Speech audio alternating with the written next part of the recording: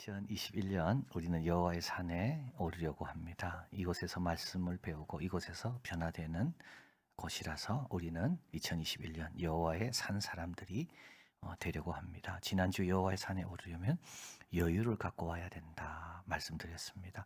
산은 계시의 자리입니다. 그래서 주의 발등상의 말씀을 듣고 온전한 예배를 드리기 위해서 세상 염려 근심 다 내려놓고 여기에만 집중해도 아무 일도 안 일어난다. 그래서 여유를 갖고 올라야 된다. 오늘은 두 번째 시간으로 여호와의 산에 오를 때는 온전한 예물을 들고 올라야 된다. 온전한 예물은 우리의 삶과 신앙 이 두 차원이 함께 있는 것이 온전한 예물입니다. 하나님께 예물을 드릴 때 누구에게 원망 들을 만한 일이 있으면 되지 않습니다. 그래서 정당하게 벌어야 됩니다. 다른 사람도 다 잘 벌 수 있도록 해주고 그게 바로 온전한 예물입니다. 이게 삶이죠. 그러나 동시에 또 그렇게 번 것을 또 하나님 앞에 하나님의 것으로 떼어야 됩니다. 이것은 신앙입니다. 그래서 항상 예물은 온전한 예물은 삶과 신앙이 같이 있는 것, 같은 것을 둘을 반영하는 것이 온전한 예물입니다. 오늘 본문은 말라기에서 가장 자주 인용되는 내용입니다. 11조와 헌금에 대한 내용이죠. 그러니까 이거는 삶에 대한 부분보다는 오히려 신앙에 대한 부분. 그래서 하나님께 정당하게 드리는 것에 대한 말씀이 오늘 본문입니다. 오늘 본문은 몇 가지 점에서 우리의 관심을 갖는데요. 첫째는 하나님의 것을 훔친다는 내용입니다. 8절 사람이 어찌 하나님의 것을 도적질하겠느냐. 사람의 것을 훔치는 것도 문제지만 하나님의 것을 훔치는 것은 더 문제입니다. 이건 배은망덕입니다. 은혜를 베풀어 주신 분에게 그죠? 만 가지 은총을 받아서 이 몸을 들어도 부족한데 어떻게 그분의 것을 훔치겠습니까? 그리고 그분에게 말하면 그분이 안 주겠습니까? 그리고 이건 불의한 거죠. 정당하게 가져오는 게 아닙니다. 그분의 동의 없습니다. 그분의 허락이 없었습니다. 근데 허락을 받지 않고 동의 없이 갖고 오는 거. 그래서 불의한 것이고 이거는 무모하고 지혜롭지 못합니다. 한낱 피조물이 불과한 우리가 어떻게 그분의 것을 훔치고도 안전하다고 생각하는지요? 그런데도 우리는 훔치지요. 그분의 영광을 가로채므로 영광을 훔칩니다. 그분의 명령을 어김으로 권위를 훔칩니다. 그분의 드릴 것을 드리지 않으므로 그분의 물질을 우리는 훔칩니다. 두 번째 시험한다는 내용인데요. 10절에 만군의 여호와가 이르노라 너희의 온전한 11조를 창고에 들여 나의 집에 양식이 있게 하고 그것으로 나를 시험해서 하늘 문을 열고 너희에게 복을 쌓을 것이 없도록 붙지 아니하는가 보라. 우리 성경은 하나님을 시험하지 말라라고 이야기하지. 그래서 하나님을 시험하다 뱀에 물려 죽었습니다. 그리고 우리 예수님도 시험 받으실 때 주 너의 하나님을 공경하지 시험하지 마라. 그리고 사탄을 배척했습니다. 그런데 여기서는 시험하라. 오죽했으면 하나님께서 한번 시험해봐라 이런 말까지 하셨을까요? 회의와 무관심을 뜨겁게 바꾸는 겁니다.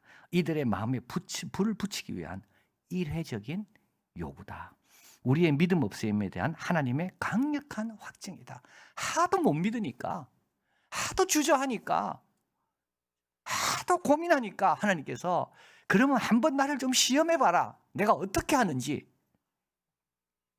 내가 다 책임질 것이고 좋게 할 것이고 그러니까 한번 도전해봐라. 이게 시험한다는 뜻입니다. 그리고 이제 세 번째로는 우리 헌금을 강조하는 이유입니다. 10절에 너희 온전한 11조를 창고에 들여 나의 집에 양식이 있게 해라. 3장의 4절 4절에 그들이 의로운 재물을 나 여호와께 드릴 것이라. 왜 하나님께서는 자꾸 재물을 드리라 그럴까요? 물질을 가져오라 그럴까요? 하나님은 우리의 물질이 탐나서 그렇습니까? 하나님은 우리가 좀 이렇게 물질 갖고 좀 여유 있게 사는 게 그게 하나님은 좀 불편하셔서 그런가요? 하나님은 하늘문을 열고 창고가 부족할 정도로 쌓을 곳이 없으면 붓는다 그랬습니다. 하나님은 없는 게 없는 분입니다. 은도 내 것이요 금도 내 것입니다. 우리가 바치는 작은 것에 비해서 하나님이 우리에게 주실 수 있는 게 훨씬 많습니다. 그런데 세상도 그렇고 우리 기독교인들도 오해할 때가 참 많이 있어요. 하나님은 너무 물질을 밝힌다. 하나님은 헌금을 강조한다. 근데 사실 우리 하나님의 헌금을 강조하는 그 이유가 있습니다.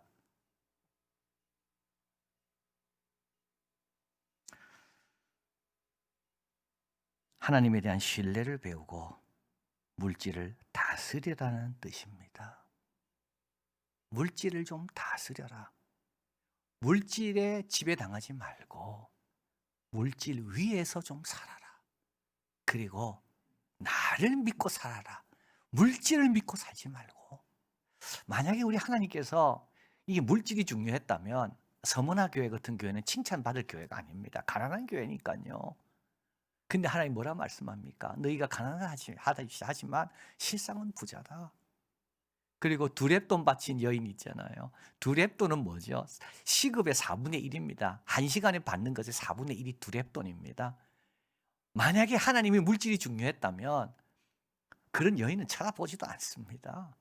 그 부자들 돈 낸 거가 귀하지. 그러나 예수님은 뭐라 말씀합니까? 그 여인을 보면서 제일 많이 넣었다. 여러분, 우리 하나님은 우리 물질에 관심이 없고요. 아까 불렀던 특성과 같습니다. 사랑입니다. 사랑이 있냐 없냐? 신뢰가 있냐 없냐? 믿음이 있냐 없냐? 그걸 하나님은 우리의 물질 생활을 통하여 우리를 연습시키고 훈련하시는 겁니다. 자, 오늘 본문을 좀 자세히 보면 7절에 내게로 돌아오라 나도 너에게 돌아가리라. 이 돌아오라는 말씀은 구약과 신약에 있어서 하나님의 사랑의 노래 후렴구다. 얼마나 귀에 달콤하고 아름다운 주님의 초청인지 모릅니다. 지금이라도 돌아오라. 근데 이스라엘 백성이 우리가 어떻게 하여 돌아가리까? 이 말은 뭐냐면 우리가 돌아갈 이유가 없는 것 같은데, 근데 안 그렇습니다. 우리도 모르는 사이에 어느덧 돌아가야 할 위치에 우리도 와 있습니다. 늘 그렇습니다. 근데 본인도 잘 몰라요. 그래서 일주일에 한 번씩 교회 와야 돌아오는 겁니다. 우리도 모릅니다. 내가 등을 하나님께로 향하고 있는지 나도 모르게 그렇게 돼 있거든요. 그래서 주님은 돌아와라.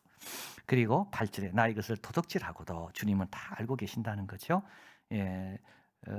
두렙돈을 바친 그 여인이 그게 생활비의 전부라는 것을, 그게 얼마나 이 여인에게 중요한 것을 주님은 다 아십니다.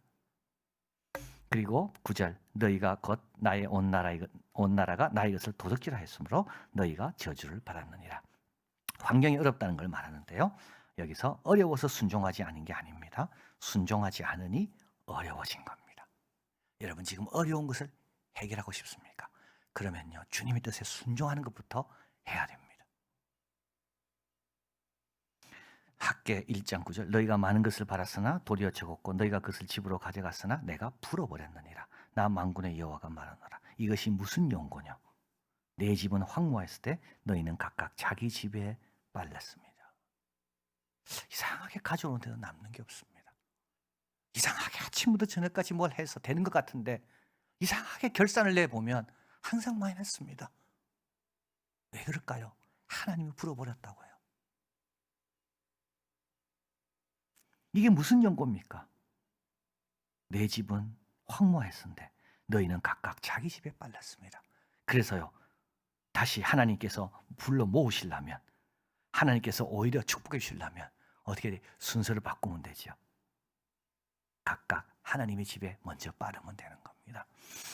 말라기 2장 2절 만군의 여호와가 이르노라. 너희가 만일 듣지 아니하며 마음에 두지 아니하여 내 이름을 영화롭게 하지 아니하면 내가 너희에게 저주를 내려 너희 복을 저주하리라.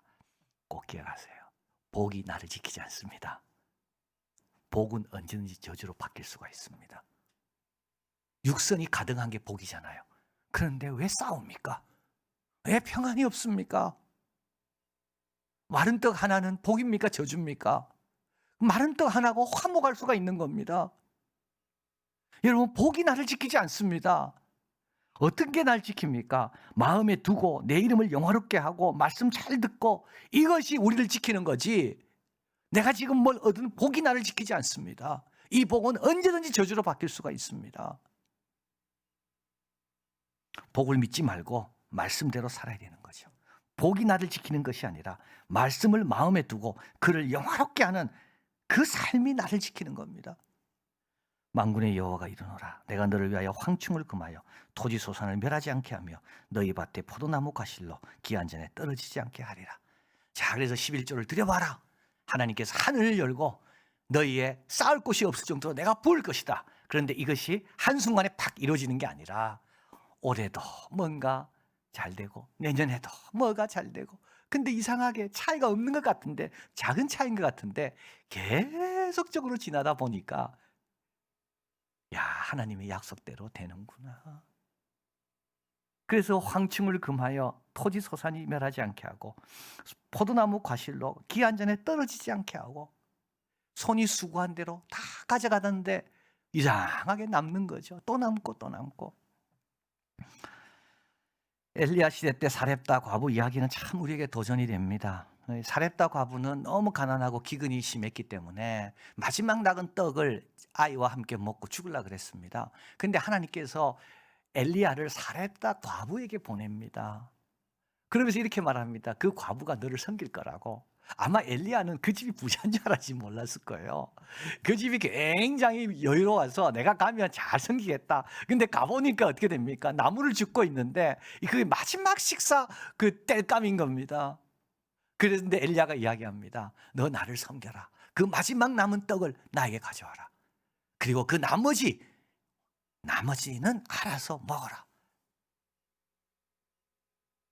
우리 하나님의 사람이 갈 때 뭘 들고 갈 것 같잖아요, 우리는요. 그리고 하나님의 사람을 보낼 때 뭐가 여유 있는 사람에게 보낼 것 같잖아요. 그죠? 그런데 전혀 그렇지가 않습니다. 왕상 17장 15, 16절 저가 가서 엘리야의 말대로 하였습니다. 저와 엘리야가 식구가 여러 날을 먹었으나 여호와께서 엘리야로 하신 말씀같이 통의 가루가 다하지 아니하고 병의 기름이 없어지지 아니하니라. 하나님은 이 사렙다 과부에게 물건 주는 게 관심 있는 게 아닙니다. 이 여인이 하나님의 능력을 깨닫는 거죠. 누가복음 6장 38절 주라 그리하면 너에게 줄 것이니 곧 후일되어 누르고 흔들어 넘치도록 너에게 안겨주리라. 시편 37편 25, 20절 내가 어려서부터 늙기까지 의인이 버림을 당하거나 그 자손이 걸식함을 보지 못하였도다. 저는 종일토록 은혜를 베풀고 꾸어주니 그 자손이 복을 받는도다. 한 목사님은 이렇게 말했다고 합니다. 교회를 위해 헌신하는 가정들을 나는 염려하지 않습니다. 하나님 시험해 보라 했거든요. 내가 하늘문을 열고 얼마나 채우는지 너희들이 나에게 한번 시험해 보라고. 그래서요, 교회를 위해 헌신하는 자들 가정에는 염려하지 않는다. 자, 그리고 마지막 9절 12절 너희 땅이 아름다워짐으로 열방이 너희를 복되다 하리라. 만군의 여호와의 말이니라. 다른 땅과 복받은 자의 땅이 구별되는 이유는 땅이나 기후가 다른 것이 아닙니다. 바로 우리 하나님께서 주목하시고 그 땅을 약속대로 지키시고 축복하시기 때문입니다. 헌금 생활은 율법적인 게 아닙니다. 헌금 생활은 물질을 다스림으로 인해 얻는 자유가 있고 순종함으로 오는 기쁨이 있습니다. 주님의 채우심으로 들어가는 문이 바로 헌금 생활입니다. 여러분 참 이상합니다. 돈이 좀 생기면요 좋을 것 같죠. 그러나 쓰다 보니까 또 이상하게 해퍼 닿습니다. 그런데요 주님 앞에 떼어드릴 때 이상하게 기쁩니다. 자유가 있습니다. 당당함이 있습니다. 엘리자베스 액트마이어는 헌금을 은혜의 수단이라고 말했습니다. 헌금을 통해 우리는 생명의 길에서 방황하지 않고 그분이 주신 선물을 잃어버리지 않는다. 은혜 수단이 다 이런 것들입니다. 예배가 그렇고요, 교회가 그렇습니다. 말씀이 그렇습니다. 하나님 주신 생명의 길에서 방황하지 않도록 하나님 주신 선물을 지킬 수 있도록 그게 다 뭐냐 하면 우리 교회 생활이요, 이게 바로 말씀이고 이게 바로 예배인 겁니다. 이게 은혜의 수단인 겁니다. 헌금도 그렇습니다. 하나님 주신 선물을 잃어버리지 않도록 하나님 주신 생명길에서 방황하지 않도록 우리에게 하나님께서 온전한 재물을 나에게 가져와라. 자, 2021년 여호와의 산에 오를 때 온전한 예물을 갖고 오르시길 바랍니다. 받은 은혜를 늘 생각하십시오. 그리고 주님의 것은 주님에게 드린다. 그거 없어도 충분히 살 수 있고 오히려 축복의 문이 열린다. 이게 주님이 약속한 거거든요. 우리 주님 기뻐하시고 우리 믿음은 성장하고 우리의 삶은 풍성하게 되는 우리 모두가 될 줄을 믿습니다. 사랑의 하나님 감사합니다. 참 저희들을 사드락, 사렙다 여인처럼 참 어렵고 힘들지만 먼저 주의 것을 떼라고 주님 말씀하신 그 이유는 바로 우리를 사랑하시고 하나님의 그 믿음의 그 귀한 단계까지 우리를 끌어올리시려는 하나님의 뜻이 바로 거기에 있다는 것을 저희들이 깨닫습니다. 우리도 마찬가지입니다. 하나님, 있어도 되고 없어도 될 것 같은데 없으면 안 될 것처럼 생각해서 거기에 매여 있는 우리들 하나님 잘 다스리게 도와주시고 아무리 어려워도 주님께서 화를 복으로 바꾸시는 권세와 능력과 지혜가 주께 있다는 것을 붙잡고 아버지의 것은 아버지의 것으로 드리고 나머지 갖고 하나님 주신 지혜와 믿음으로 승리하는 오히려 더 복되게 바꾸는 우리의 삶이 다 되게 하여 주시옵소서. 예수 그리스도 이름으로 기도하옵나이다. 아멘.